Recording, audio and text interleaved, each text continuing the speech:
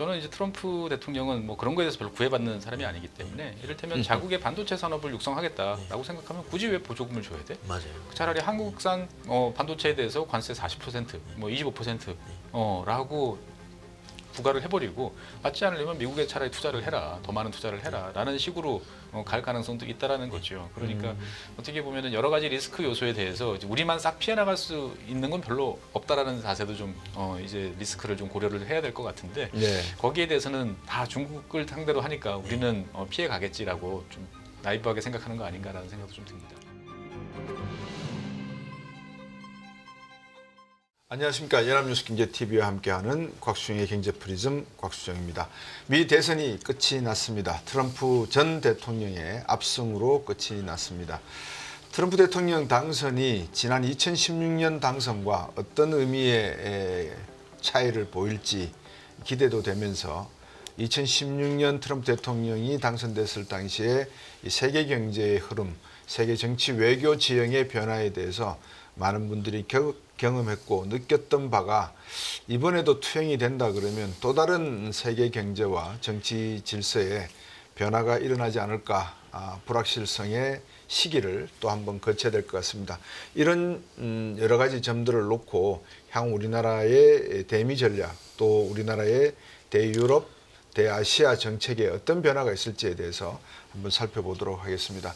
최준현 박사님과 김동현 작가님 모셨습니다. 안녕하십니까? 네, 안녕하세요. 우리 김동현 작가님은 좀 생소하실 것 같아요, 시청자분들이. 근데 예. 제가 이 경력을 보니까 아주 그 미국 쪽에서 우리는 미국을 모른다, 물론 책을 쓰셨기도 하지만 미국 쪽에서 상당히 활동을 많이 하셨네요. 근데 외교안보 쪽에 좀 많이 이제 취재를 했었고요. 이제 네. 미국의 이제 국영 방송인 이제 보이스 오브 아메리카에서 네. 이제 4년간 이제 근무하면서 그러시네요. 특히나 이제 트럼프 1기 때 하고 이제 바이든 초창기에 좀 취재를 많이 했습니다. 네. 어쨌든 미국 워싱턴 정가에 계셨으면서 그 당시의 분위기를 네. 많이 느끼시고 보셨을 거니까 오늘도 도움 말씀 주시기 부탁드리겠습니다. 먼저 미국 현지 분위기가 어떻게 느껴지십니까, 최준현 박사님? 일단은 뭐 제가 봤을 때는 공화당, 뭐 트럼프 진영을 이제 환호를 이제 올리는 거고, 네. 예, 그리고 이제 뭐 상하원까지 싹쓸이를 했다. 어떻게 보면은 이제 미국 사회가 정말 이제 공화당, 트럼프의 노선에 전적으로 동의한 거 아니냐라는 승리의 확신이 이제 지금 넘쳐나는 것 같고요. 반대로 민주당 같은 경우는 이제 막판에 뭔가 많은 기대를 했는데 기대가 이제 허상으로 이제 드러난 만큼 더 많은 이제 좌절감. 그리고 이제 앞에 노선을 어떻게 잡아야 될 것인가에 대한 여러 가지 이제 아마 민주당 내부적인 갈등은 이제부터가 시작이 아닐까 싶습니다. 언론, 주요 언론이 USA 투데이라든지 워싱턴 포스트는 막판에 지지를 처해하기도 했지만 대부분의 언론들이 진보적인 성향을 가지면서 해리스를 지원을 했었고, 또 장거리 경주였는데 단거리 경주로 8월 달에 전당대회에서 해리스를 지명하면서 부족한 해리스의 카리스마를 채우기에는 시간적으로 부족했고 언론이 그 현실을 뻔뿌지를 통해서 희석시켜버렸고 그러는 바람에 많은 사람들이 해리스 쪽으로 기운 듯한 미국의 풍향계를 오독하도록 만드는 게 아닌가, 이제 그런 우려 속에서 방금 말씀 주셨습니다만 최준영 박사님께서 상원 하원까지 미 의회까지 입법부까지 공화당이 점령을 했다고 하는 것은 트럼프의 향후 행정부의 방향성에 대해서 우려 아닌 우려가 있을 수도 있고 기대 아닌 기대도 있을 수 있을 것 같습니다. 어떻게 보셨습니까? 사실은 이제 이 부분에서 처음에 제가 이제 7월 달에 이제 바이든 교체설이 한창 언론에서 이제 제기됐을 때 네. 좀 친하게 지냈던 이제 민주당 계열 인사들 다 얘기를 해봤는데 네. 사실은 다들 그 해리스로 교체되면 그때부터 지는 거다라는 얘기를 많이 했었어요. 왜냐하면 준비 시간도 굉장히 짧고 되게 외교안보 분야에 있어서 그 바이든이 갖고 있는 어쨌든 그 장점들이 있었기 때문에 네. 여기서 바뀌면 굉장히 리스키한 거, 오히려 바이든보다 못한 결과가 있었다고 우려를 했었는데 네. 그 우려가 이제 나왔던 거고요. 이제 많이 우려하는 부분 중에 하나는 이제 트럼프 2기는 트럼프 1기와도 또 다를 것이다. 트럼프 1기 때는 어쨌든 재집권에 대한, 그리고 이제 탄핵에 대한 어쨌든 그런 눈치도 봤어야 됐고, 어떻게든 이제 국무부와 국방부에서는 이제 커리어 관료들에 대한 이제 견제들도 있었기 때문에 그 트럼프 인사 내부에서도 이게 견제 세력들이 있었단 말이죠. 근데 네. 이제 분명히 이제 트럼프는 그 공약에서 트럼프 이기 때는 이제 충성파로 이제 할 것이다라는 그런 어쨌든 강력한 그런 메시지가 있었고, 그 다음에 한편에서 민주당 쪽에서는 이제 해리스가 된다 그래도 어쨌든 이제 대통령 자리는 내주라도 하원이라도 일단 지키자라는 약간 그런 세법도 있었던 것 같은데 네.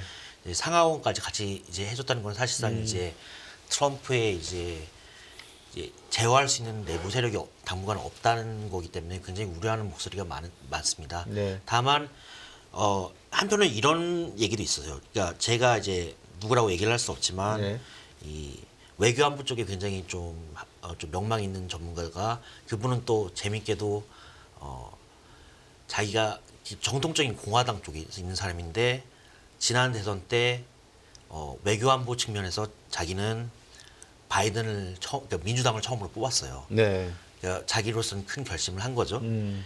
그래서 이번에 제가 이제 물어봤죠. 이번에 당연히 이제 그러니까 바이든 아니지만 바이든의 후속인 이제 카멀라를 뽑을 것이냐 했을 때 이번에는 자기는 이제 트럼프를 뽑는다고 했어요. 왜냐하면은 물론 나는 그 지난 그 1기 때 트럼프에 대한 셈법은 그러니까 평가는 바뀌지 않았다. 굉장히 불확실하고 미개국에 장기적으로는 도움이 안 된다고 생각을 하지만 카멀라 같은 경우는 아예 그런 게 없다.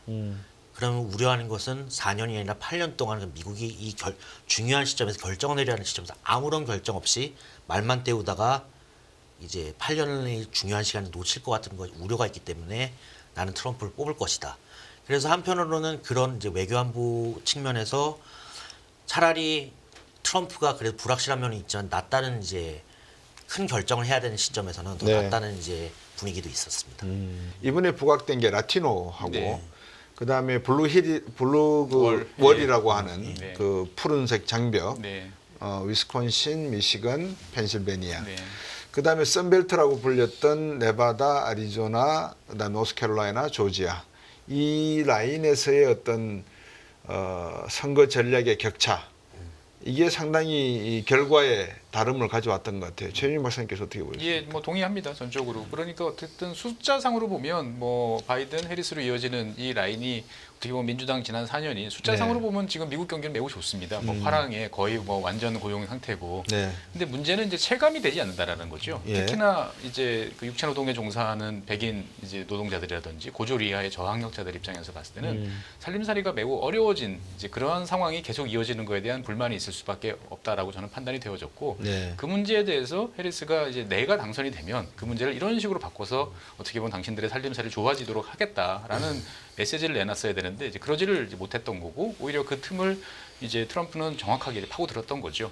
특히나 이제 최근 들어서 이민자들의 어떤 확대를 통해 가지고 이 뭐 서비스업, 그 중에서도 이제 낮은 임금을 받는 사람들은 더욱 더 피부로 와닿는 경쟁, 그다음에 오히려 임금이 낮아지는 듯한 그 느낌, 여러 가지 이제 불안한 요소들이 있었던 것이었고요. 네. 또 다른 한편으로 보면 민주당이 과도할 정도로 지난 이제 뭐 몇 년 동안에 이제 다양성, 다양함, 여러 네. 가지 다양한 가치들을 이제 표방을 하는 데 있어서 이 히스패닉이라고 이제 부르는 이제 그 라티노 쪽에 오신 분들이 상당히 불편했던 것 같아요. 본인들도 물론 이제 어떻게 보면 그 수혜를 받기는 했으나 기본적으로 이제 카톨릭의 보수적인 어떻게 보면은 이제 대가족적인 마인드가 있는데 그러한 선을 좀 넘는 여러 가지 발언들이 대세가 되는 것 같고, 또 그걸 따르지 못하는 사람들에 대한 어떻게 보면 비아냥이라든지 뭐 비난 뭐 이런 거에 대한 감정적인 반발이 되게 많았던 것 같습니다. 그러다 보니까 이번에 선거 결과에서 지금 뭐 정확한 건 더 있어봐야 되겠습니다만, 특히나 이제 히스패닉 남성들 같은 경우가 평소 민주당 지지보다 많이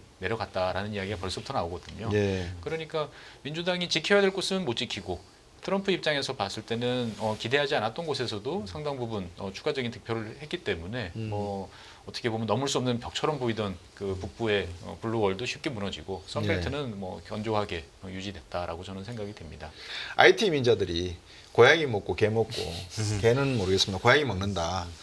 애완동물 먹는다 이야기를 했는데 트럼프의 그 공격적인 포인트를 보면 디테일하고 현장감이 있어요. 예를 들면 단순히 우리가 중국 제품을 사서 문제가 된다가 아니라 중국 제품 같이 저가 제품을 쓰니까 우리나라 일자리 백인 노동자들이 일자리를 잃게 되고 이 사람들이 일자리를 잃어서 홈리스가 되거나 마약에 빠지면서 우리나라의 마약 중독자가 늘어나고 사회적 범죄가 이렇게 구체적으로 사실을 열거를 한 부분들이 상당히 그 말씀 주신 유권자들 중에서 트럼프가 타겟팅한 아주 그 세밀한 부분에서는 선택과 집중이 탁월했지 않나 하는 생각도 들었거든요. 그 부분에서 이제 동의를 하고 결국은 이제 아까 말씀하셨던 이제 언론사 가령 이제 워싱턴 D.C.만 봤을 때는 네. 여기 어떻게 보면 가장 이제 학력 수준이 굉장히 높은 사람들이 많다 보니까 어쨌든 좀 이게 깨어 있는 지식 보면서 뭐 이게 뭐 양성평등이나 이런 부분에서 굉장히 깨어 있는 지식이 많지만 약간 뜬구름 잠다는 소리를 좀 많이 하는 부분이 있는 거고 결국은 이제 트럼프 같은 경우는 어떻게 보면 미국 역대 대통령 중 가장 이제 직접 이제 중산층에게 메시지를 하고 있는 부분이 있기 때문에 그런 부분이 확실히 이제 훨씬 더 이제 네. 주요했다고 저는 생각합니다. 예. 어떻게 보면 이제 바이든 대통령이 교체가 안 됐었으면 어떻게 보면 바이든 대통령은 뭐 노동자, 농민이라고 하는 트럼프를 이제 지지하는 세력으로 보통 간주되는 쪽하고 직접적으로 편하게 이야기할 수 있는 제가 생각했을 때 거의 마지막 남은 민주당의 정통 정치인이었거든요. 근데 그것마저도 이제 사실은 어떻게 보면 민주당이 이번에 놓치다 보니까 이제는 앞으로 민주당 입장에서 봤을 때는 자기의 지지 기반, 강력한 지지 기반이 누구지? 라는 거에 대해서 이제 심각하게 아마 생각을 해봐야 되는 시기가 도래한 것 같습니다. 네, 김동윤 작가님. 제가 오늘 이 방송 전에 한 방송을 하고 오면서 그런 이야기를 했어요. 트럼프를 보지 말고 일론 머스크를 봐라. 그러니까 앞으로의 미국의 모든 산업의 방향성은 일론 머스크가 결정할 가능성이 높다라는 이야기를 했거든요. 그러니까 제가 너무 넘겨짚은 이야기인지는 모르겠으나 네. 트럼프에게 정적으로 지원을 아끼지 않았던 일론 머스크, 그 다음에 내각으로 들어오라는 제안도 있을 것 같은데 네. 트럼프 대통령이 생각하는 미래의 미국 산업 구조 어떻게 보세요?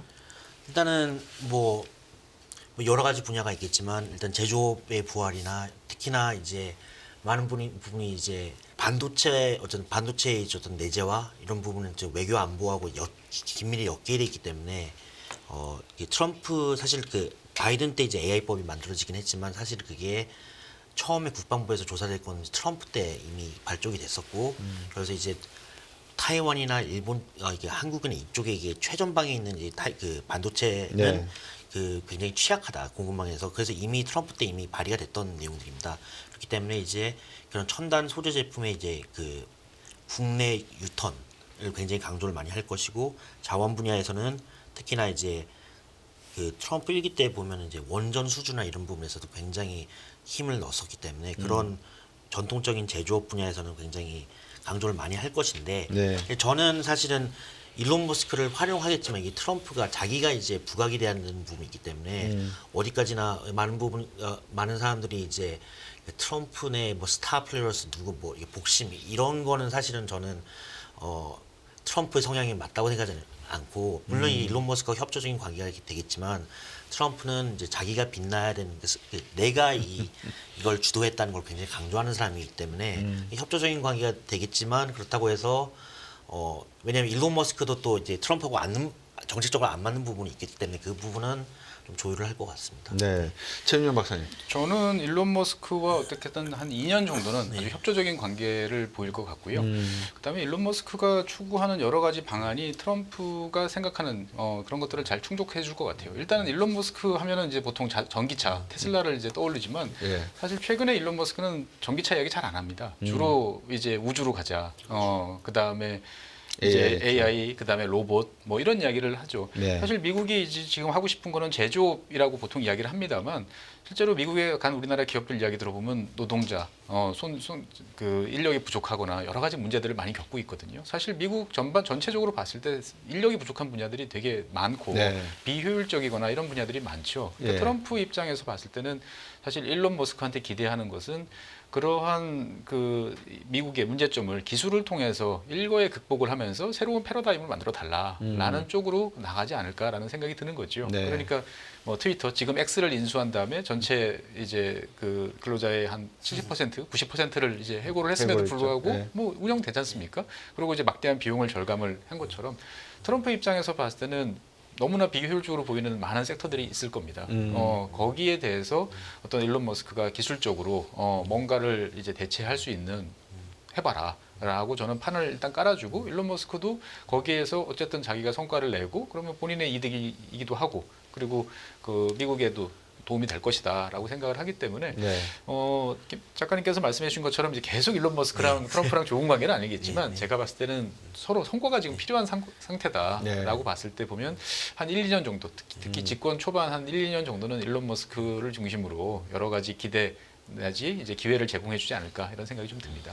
그렇죠. 이어서 좀 질문을 가면 많은 분들이 이제 트럼프가 당선되고 난 다음부터 한국의 뭐 방위비 문제, 뭐 김정은과의 대화 문제 이게 관심이 많이 가신 저는 거기에는 조금 관심이 덜합니다. 무엇에 관심이 많냐면 방금 말씀 주신 두 분이 한국의 산업 구조가 어떤 방향으로 바뀌어야 되는지에 대한 관심이 더 많아요. 경제를 한 사람이라서 그런지 몰라도 과연 트럼프와 일론 머스크가 1년이든 2년이든 기간 동안에 트럼프의 인기를 상승시키기 위해서 이 사람이 경제를 제대로 하는구나라는 걸 알려주기 위해서 전반적인 미국 산업 경제 체제를 전환시켜 나갈 때 우리가 어떤 방향으로 지금 기존에 우리 제조업 중심의 기존의 산업 구조 그것도 하드웨어 중심으로만 가고 있는 이 방향을 전환시켜야 될지 이게 더 중요한 것이지 뭐 김정은 이 이야기가 중요하지 않다는 게 아니라 이게 전 먹고 사는 문제가 급하니까요. 그래서 우리 최윤용 박사님께서 보시기에 네. 한국의 산업 구조가 트럼프의 이번 2기 정부 출범과 함께 기존의 체계가 옳다. 이대로 계속 가는 것도 괜찮다. 대통령께서 오늘 담화하시면서도 그런 말씀을 하셨거든요. 우리가 먹고 사는 건 반도체, 현대기아차, 조선 세 개다. 말씀을 하셨어요. 예. 그럼 이대로 가는 게 맞는 건지 아니면 우주산업과 네. 드론과 로봇과 AI와 이거로 가야 되는 건지 그럼 빨리 어떻게 산업 구조를 바꾸려면 뭐가 필요한지 이게 좀 궁금하거든요. 그러니까 저는 이제 대한민국 입장에서 봤을 때는 일단은 여러 가지 지금 위험 요소들이 많죠. 특히나 트럼프 대통령 공약 중에 제일 확실한 것 중에 하나는 이제 미국을 가장 저렴한 에너지, 가장 저렴한 전력 요금을 갖는 나라로 만들겠다라는 예. 거지 않습니까?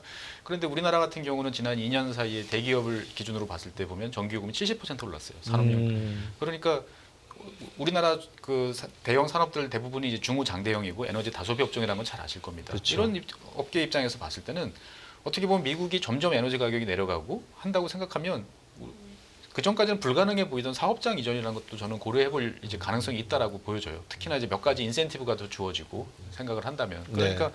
어떻게 보면 트럼프가 내세운 여러 가지 공약을 보면 지금도 우리나라 대기업들이 한국에 투자하는 것보다 미국에 투자가 늘어나고 있는데 이러한 속도와 범위가 더 빠르게 증가할 가능성이 있다라는 거 한 가지. 네.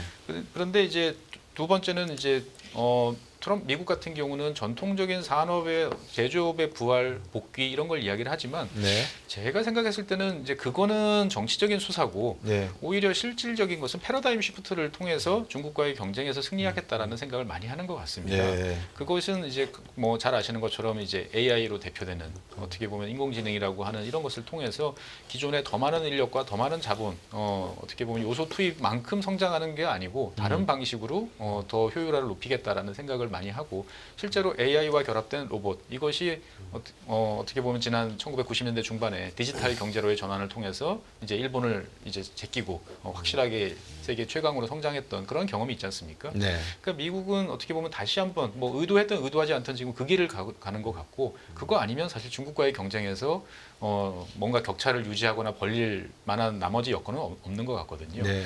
그러니까 우리 입장에서 봤을 때는 미국이 저 방향으로 가는 데 있어서 최소한 따라갈 수 있을 만큼의 역량을 어떻게든 유지를 해야 된다라고 이제 보여지는데 AI 같은 경우는 정말 쉽지 않은 그러한 상황이 앞으로 계속 이어질 것 같고요. 반면에 로봇 같은 경우는 뭐 현대차 이제 그 산하에 있는 보스턴 다이나믹스라든지 네. 여러 가지 하드웨어적인 어떤 요소들이 한번 뭔가 기회를 도모해 볼 수 있지 않을까라는 생각은 좀 듭니다. 어쨌든 미국이 가고자 하는 길이 저출산, 고령화, 산업 인력의 부족, 여러 가지 문제, 제조업에서 가장 필요한 인력이 부족해지는 대한민국한테는 어떻게 보면 솔루션을 만들어줄 수 있는 길이라고 볼 수도 있거든요. 네. 그러니까 단기적인 위기 요소도 있지만 한편으로 보면 미국의 성취를 우리가 적절하게 잘 활용할 수 있다면 우리의 산업 구조를 다시 한번 더 고도화시킬 수 있는 찬스가 될 수 있기 때문에 마냥 부정적이거나 너무 방어적으로만 고민할 필요는 없지 않나 이런 생각이 좀 듭니다. 이제 그 대목에서 약간 이제 이 갭이 좀 뜨는 게 뭐가 있냐면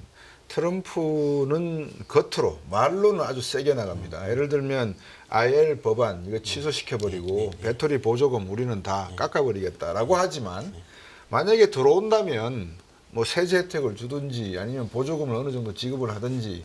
근데 그 보조금 지급은 없애겠다고 하는 게 소비자들에게 지원하는 보조금이지 기업에게 주는 보조금은 아니다. 이런 식으로 이제 애둘러서 말을 살짝 돌려놓을 수도 있는 전략가, 좋게 말하면 전략가고 전술적인 차원도 있을 것 같아요. 트럼프의 생각은 어떻습니까? 이거와 관련해서 이게 한국 언론에서도 많이 비교가 되는 게 저는 이제 일본 쪽에도 이제 많은 이제 관계가 있기 때문에 취재를 하면서 많이 네. 했는데 지금 현직에 있는 일본 외무성이 이제 현직에 있는 이제 백그라운드로 네. 이게 한 7월 8월 달쯤에 일본은 어떻게 준비하고 있느냐라고 물어봤어요. 근데 사실은 우리가 이게 언론에서 알려진 것과 다르게 네. 일본도 지금 약간 멘탈 붕괴 상태라고 얘기를 하더라고요. 네. 그 이유는 뭐냐면은 사실 그 트럼프 일기 때의 그 관계라는 게 사실 아베와 트럼프의 개인적인 친분에서 모든 게 이루어졌고 거기에 따라 이제 빅딜들이 많이 이루어졌는데 그래서 아베 총리가 이제 사망하면서 그 유산은 없어졌고 이제 총리도 바뀌었지 않습니까? 예. 그리고 트럼프는 이제 일기 때의 내각을 이제 중용하지 않겠다라고 얘기를 했기 때문에 사실 자기네들 지금부터 찾아야 되는 입장이다. 다만 내부의 방침은 이렇게 정해진 것 같다고 얘기를 하더라고요. 그건 뭐냐? 그 트럼프는 결국은 우리가 이렇게 미일 동맹에서 지금까지 이렇게 해왔고 더 잘할 것이다 이런 거는 수사법은 통하지 않는다. 결국은 그의 인식은 트럼프 일기에서 딱 머물렀기 때문에 동맹에 대한 인식은 그러니까 거기에서 발판이 돼서 내가 그러니까 일본이 바이든 때에 비해서 얼마나 더 이 분야에서 성장시켜줘 갖고 너의 얼굴을 체면을 이렇게 세워줄게 이 부분을 공략해야 된다는 얘기를 많이 했어요. 네. 근데 그 부분에 있어서 저는 이제 뭐 잘하고 계시겠지만 이제 한국 정부에서 이제 언론에 나오는 내용을 보면은 이게 그러니까 트럼프의 거래적인 그러니까 전 정권에 의해서 우리가 이런 부분에서 역할을 확대했고 그렇기 때문에 트럼프 시대에서는 좀 더 잘 지낼 수 있을 것이다, 협력할 것이다 이런 진단이 나오고 있긴 한데 사실은 그게 그 현실에서 보는 게 트럼프의 인식과는 좀 맞지 않는 부분이 있어서 그 부분에서 전략을 좀 많이 잘 세워야 될 것 같아요. 그러니까 한 예를 들면 아까 그 AI 부분이나 뭐 이렇게 IT 부분 얘기를 하셨는데 제가 사실은 친하게 지냈던 이제 그 미국 그 관리한테 이제 좀 이제 오프 더 레코드 이제 작년 12월 달부터 이제 문의가 들어왔던 게 이제 한국 정부에서 그 플랫폼 공정법 관련해 가지고 지금도 지금 법안이 이제 국회에서 있는데 그거와 관련해서 이게 거대 플랫폼 기업을 이제 규제하기 위한 법안인데 그 미국 대사관도 그렇고 미국의 그 상무부 쪽에서 굉장히 지금 지금 의식하고 있다고 지금 어떻게 되는지 좀 백그라운드를 좀 설명해 달라는 요청이 들어왔었어요. 그러니까 그 왜 그랬냐면은 사실은 이제 원래 취지의 목적은 이제 다음이나 네이버 같은 이제 거대 포털 이제 규제하면서 좀 이제 생태계 조성하기 위한 취지였는데 미국에서 이제 걱정하고 있는 것은 이게 확대 적용이 돼가지고 한국에 들어있는 구글이나 이런 이제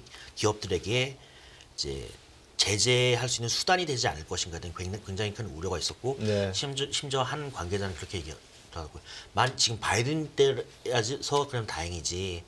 지금 만약 트럼프였으면 이거 분명히 트럼프는 그 한미 FTA 정신 위반으로 되게 세게 걸고 그렇기 때문에 한미 FTA는 취소해야 된다라는 근거가 될 것이다 라고 얘기를 하더라고요. 그래서 그런 부분에서 좀 디테일이 좀 많이 필요한 것 같아요.